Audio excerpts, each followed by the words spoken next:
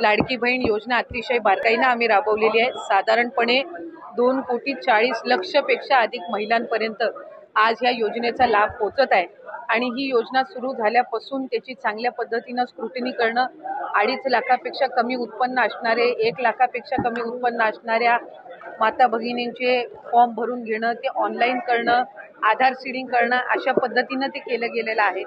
त्याच्यामुळे कुठेही स्क्रुटिनी ही 2.5 कोटी महिलांची किंवा लाभार्थ्यांची होणं हे शक्यही नाहीये आणि ते करणंही नाहीये, कारण आज त्या महिला 5 महिन्यापासून लाभ घेत आहेत। एक आणि दुसरी गोष्ट म्हणजे कोणाची जर तक्रार त्या संदर्भामध्ये पुढं मागं कधीही, म्हणजे आज मी आमदार म्हणून आपल्या सर्वांसोबत संवाद साधत आहे, मंत्री म्हणून मी त्या विभागाचं काम केलेलं आहे, पुढं मागं कधीही त्या संदर्भातली कुठली स्पेसिफिक तक्रार जर आली तर त्या संदर्भातला जो काही तेवढ्या पुरतची स्क्रुटिनी करण्याचा, म्हणजे उदाहरणार्थ एखाद्या XYZ जिल्ह्यातल्या 100 लाभार्थ्यांबद्दल जर तक्रार झाली तर त्या 100 लाभार्थ्यांपुरतची चौकशी करायची किंवा नाही हा सुद्धा, किंवा स्क्रुटिनी करायची किंवा नाही हा सुद्धा निर्णय हा शासन जर तशा पद्धतीचं कधी काही घडलं किंवा आलं तर त्या संदर्भामध्ये घेण्यात येईल। कुठेही स्क्रुटिनीचा विषय येत नाही। लाभार्थ्यांना त्यांच्या जो काही लाभाचं वाटप आहे किंवा DBT आहे हे ज्या वेळेला राज्याचे मुख्यमंत्री देवेंद्रजी फडणवीस साहेब, उपमुख्यमंत्री एकनाथजी शिंदे साहेब आणि उपमुख्यमंत्री अजितदादा यांच्या मंत्रिमंडळामध्ये किंवा मीटिंगमध्ये ज्या वेळेला तशा पद्धतीच्या सूचना दिल्या जातील त्या पद्धतीनं पुढचं DBT हे निश्चितपणाने होईल। तक्रारी आतापर्यंत आल्या आहेत का की निकषाबाहेर काही लाभार्थी आहेत या संदर्भात? मी माझ्या कार्यकाळामध्ये तर तशा पद्धतीची एकही तक्रार कधी आलेली नाही। आता आचारसंहितेच्या या मधल्या 1.5 महिन्याच्या 2 महिन्याच्या कालावधीत काही आल्या असतील तर त्या संदर्भातली मला काही माहिती नाहीये, पण तक्रारी आल्या तर त्याचं कशा पद्धतीने त्या स्क्रुटिनाइज करायच्या याचा निर्णय जो आहे ते शासन आणि जे संबंधित विभाग आहे ते त्या पद्धतीनं करतील। पण अशा पद्धतीची तक्रार ही कुठेही विभागाकडे मी त्या ठिकाणी पदावर असताना तरी प्राप्त झाली नव्हती। नाही, ह्या ज्या सगळ्या आहेत या अफवा पसरवल्या जात आहेत। शेवटी कुठले निकष कशा पद्धतीनं लावले जातील, कशा पद्धतीनं बदलले जातील, कशा पद्धतीनं कुठली जर एखादी तक्रार आली तर त्या संदर्भातली कशी स्क्रुटिनी केली जाईल हा निर्णय शासनाचा आणि विभागाचा राहतो। त्याच्यामुळे अद्याप तरी त्या संदर्भामध्ये कुठेही चर्चा नाही, अद्याप त्या संदर्भामध्ये कुठेही चौकशी किंवा कुठेही त्या संदर्भातली कारवाईचा विषय झालेला आहे। एका घराच्या 2 बायकांनाच फक्त लाभ मिळू शकतो अशा संदर्भातला नियम? अशा संदर्भातला नियमही नाहीये। आपण जर GR मध्ये बघितलं तर 2.5 लाखापेक्षा कमी उत्पन्न असणारे, रेशन कार्ड त्यांचं पिवळं किंवा केशरी किंवा उत्पन्नाचा दाखला असणारे, अशी सगळी स्क्रुटिनी होऊन आम्ही सुरुवातीपासून एक गोष्ट म्हणत आलो की 2.5 कोटीपर्यंत लाभार्थी हे मॅक्सिमम असू शकतात आणि त्या पद्धतीनं जर आपण बघितलं तर रजिस्ट्रेशनमध्ये सुद्धा आम्ही शेवटचं DBT 9 ऑक्टोबरला ज्यावेळेला केलं त्यावेळेला 2,34,00,000 महिलांना आम्ही DBT केलेलं होतं, म्हणजे साधारणपणे त्या आकड्याच्या आपण जवळपास आहोत। त्यामुळे त्या पद्धतीनं आपण हे केलेलं आहे। मला वाटतं मुख्यमंत्री मोदयांनी ज्यावेळेला शपथ घेतली त्या दिवशी सुद्धा पत्रकारांसोबत संवाद साधताना काही वर्तमानपत्र आणि पत्रकारांनी त्या संदर्भातली त्यांना विचारणा करण्यात आली, त्यावेळेला त्यांनी हेच सांगितलं की जे बजेट सेशन होईल, पुढचं बजेट सेशन होईल त्यामध्ये जे 2100चा लाभ हा महिलांना आम्ही आमच्या मॅनिफेस्टोमध्ये कबूल केलेला आहे त्या संदर्भातली जी काही योग्य ती घोषणा आहे ती केली जाईल। आत्ता 1500चा लाभ आहे आणि जे लाभार्थी आहेत जे व्हेरीफाईड झालेले आहेत, ज्यांना गेल्या महिन्यांपासून लाभ मिळत आहे त्या पद्धतीनं त्यांना मिळत आहे। एकूणच या योजनेसंदर्भात विरोधक आता पुन्हा एकदा आक्रमक होताना बघायला मिळतात, टीका टिप्पणी करताना बघतायत की आता निवडणुका झाल्यात, आता या संदर्भात अनेक खरं तर नियम जे आहेत ते लागू करण्यात येतील अशा संदर्भातले आरोपही होतात। एक तर विरोधकांनी सुरुवातीपासूनच या योजनेवर टीका केली। ज्या वेळेला 28 जून रोजी ही योजना जाहीर झाली त्यावेळेला सुद्धा त्याच्यावर टीका करण्यात आली।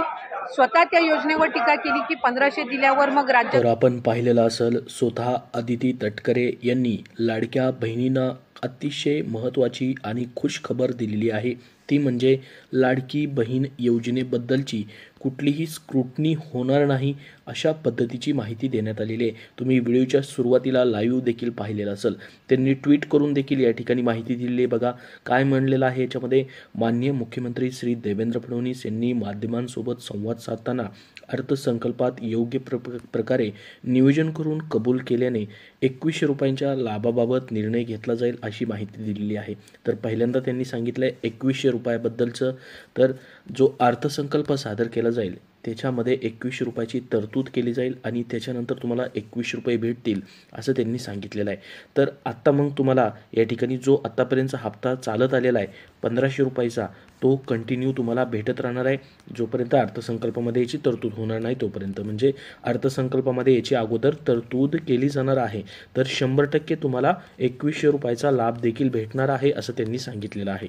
मुख्यमंत्री माझी लाडकी बहीण योजनेअंतर्गत बघा त्यांनी पुढे म्हटलं आहे जवळपास 2,34,00,000 महिलांना लाभ मिळत आहे.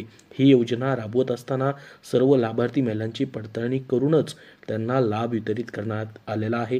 म्हणून सध्या नोंदणी करत असलेल्या लाभार्थ्यांच्या पडताळणीच्या वृत्तात कोणतेही तथ्य नाही, अशी कोणतीही पडताळणी होणार नाही.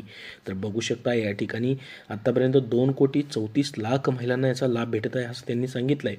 आणि ही योजना राबवत असताना अगोदरच महिलांची पडताळणी करण्यात आलेली आहे त्याच्यामुळं आता कुठलीही पडताळणी होणार नाही. तर हीच खुशखबर तुम्हाला या व्हिडिओमध्ये द्यायची होती. त्यांनी स्वतः लाईव्हमध्ये या ठिकाणी सांगितलं आहे आणि पाहू शकता हे ट्विट करून देखील त्यांनी माहिती दिलेली आहे. त्याच्यामुळं आता कुठलाही या ठिकाणी पडताळणी होणार नाही अशी त्यांनी माहिती देण्यात आलेली आहे. कृपया याबाबत कोणत्याही अपप्रचाराला बळी पडू नये अशी देखील विनंती करण्यात आलेली आहे. म्हणजे लाडकी बहीण योजनेचं जो तुमची या ठिकाणी स्क्रुटनीबद्दलची माहिती येत होती ती या ठिकाणी होणार नाही अशी त्यांनी माहिती दिलेली आहे. मग आता पुढची या ठिकाणी तुम्हाला प्रतीक्षा लागली ती म्हणजे मग डिसेंबरचा हप्ता तर जमा होणारच आहे, परंतु मग डिसेंबरमध्ये नेमका तो कधीपर्यंत जमा होऊ शकतो. तर बघा त्याच्याबद्दलची देखील गुड न्यूज आलेली आहे. ऑलरेडी ही मागच्या व्हिडिओमध्ये देखील तुम्हाला मी सांगितलेली आहे कधी हा हप्ता जमा होऊ शकतो. आणि सर्वात महत्त्वाचं म्हणजे ज्यांचे पैसे राहिलेले होते अजूनपर्यंत ज्यांना पैसेच आलेले नव्हते 0 रुपये आलेले होते किंवा काही हप्ते राहिलेले होते ते देखील पैसे यायला सुरुवात झालेली आहे. अशा काही लाडक्या बहिणींना पैसे जमा झालेत का कमेंट बॉक्समध्ये कमेंट करून देखील नक्की सांगा जेणेकरून सर्वांना ही माहिती समजेल. कारण की बघा ही जी न्यूज आली त्याच्यामध्ये त्यांनी सांगितलं आहे की काही लाडकी बहिणींनी अर्ज केले होते मात्र काही तांत्रिक कारणामुळे या ठिकाणी बघा किंवा इतर काही कारणामुळे त्यांना अजूनही एकही रुपया भेटलेला नव्हता. अशा महिलांच्या खात्यामध्ये थकीत पैसे येण्यास सुरुवात झालेली आहे. शुक्रवारपासून महिलांच्या खात्यात पैसे जमा होण्यास सुरुवात झाली आहे. तर आता डिसेंबरचे पैसे येत्या बघा पुढं त्यांनी म्हटलं आहे येत्या 2 ते 3 दिवसामध्ये महिलांच्या खात्यामध्ये जमा होण्याची शक्यता आहे. तर बघा आता 5 डिसेंबरपासून जवळपास या ठिकाणी जर आपण बघितलं तर राहिलेल्या थकीत जे हप्ते आहेत लाडक्या बहिणींचे ते देखील जमा व्हायला सुरुवात झालेली आहे असं या ठिकाणी सांगितलं आहे. आणि डिसेंबरचा जो हप्ता आहे ज्यांना आतापर्यंत 5 हप्ते भेटलेत आणि हा जो डिसेंबरचा 6वा हप्ता आहे तो देखील येत्या 2 ते 3 दिवसामध्ये जमा होणार आहे अशा पद्धतीची या ठिकाणी ही न्यूज आलेली आहे. तर लाडक्या बहिणींना पहिली खुशखबर आहे ती म्हणजे अर्जांची कुणाचीही तपासणी होणार नाही, स्क्रुटनी होणार नाही. तर त्यांनी सांगितले की ऑलरेडी अर्ज भरताना स्क्रुटनी करूनच या ठिकाणी लाभ दिला गेलेला आहे. जर कुणाची एखादीची तक्रार प्राप्त झाली तर त्याची मात्र स्क्रुटनी करण्याविषयीचा निर्णय घेतला जाईल असं त्यांनी सांगितलेलं आहे. अजून कुठलाही निर्णय झालेला नाही. तर आता सरसकट तुमचा या ठिकाणी जो 6वा हप्ता आहे ज्यांना आतापर्यंत लाभ भेटत आलेला आहे त्यांचे पैसे या ठिकाणी येऊन जातील 6व्या हप्त्याचे डिसेंबर महिन्यामध्येच. येत्या 2 ते 3 दिवसामध्ये पैसे येण्याची शक्यता आहे असं देखील या न्यूजमध्ये सांगितलं आहे. आणि जे थकीत हप्ते आहेत या ठिकाणी ते देखील जमा व्हायला सुरुवात झालेली आहे. तर ही दुसरी खुशखबर आहे ती म्हणजे डिसेंबरच्या हप्त्याबद्दलची लवकरच डिसेंबरचा हप्ता तुम्हाला या ठिकाणी वाटप केला जाणार आहे. तर ही महत्त्वाची अशी माहिती तुम्हाला या ठिकाणी दिलेली आहे. आतापर्यंतचे 5 हप्ते ज्यांचे आलेले आहेत जुलै, ऑगस्ट, सप्टेंबर, ऑक्टोबर, नोव्हेंबरचे 5 हप्ते तर त्यांना आता 6वा हप्ता जो आहे त्या खात्यामध्ये तुमचं ऑलरेडी पैसे जमा होत आहेत त्याच खात्यामध्ये तुमचा हा डिसेंबर महिन्यामध्ये 6वा हप्ता जो आहे तो जमा होईल. या ठिकाणी 1500 रुपयाचा 6वा हप्ता असण्याची शक्यता आहे. कारण की या ठिकाणी 2100 रुपयेबद्दल बोलताना त्यांनी सांगितलेलं आहे की येणाऱ्या अर्थसंकल्पामध्ये त्याची अगोदर तरतूद केली जाईल त्याच्यानंतर तो हप्ता कधीपासून द्यायचा आहे म्हणजे तरतूद केल्यानंतर तर त्याच्या अगोदरचा निर्णय जो आहे या ठिकाणी घेतला जाणार आहे. त्याच्यानंतर 2100 रुपये वाटप देखील या ठिकाणी 100% सर्व महिलांचा लाभ जो आहे वाढवून दिला जाणार आहे 600 रुपयाचा. तर डिसेंबरचा हप्ता मात्र तुम्हाला या ठिकाणी डिसेंबर महिन्यामध्येच दिला जाईल अशा पद्धतीची माहिती या ठिकाणी देण्यात आलेली आहे. आणि थकीत महिलांचे पैसे देखील वाटप सुरू झालेलं आहे. तर याबद्दल अजून काही अपडेट आलं तर नक्की तुमच्यापर्यंत शेअर केलं जाईल. या व्हिडिओमध्ये एवढीच महत्त्वाची अपडेट द्यायची होती ती म्हणजे स्क्रुटनीबद्दलची.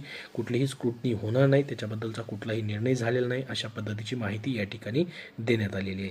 तर हा व्हिडिओ जास्तीत जास्त शेअर करा व लाईक करा. करा आणि पुढील अपडेटसाठी आपला चॅनल सबस्क्राईब करून ठेवा. धन्यवाद.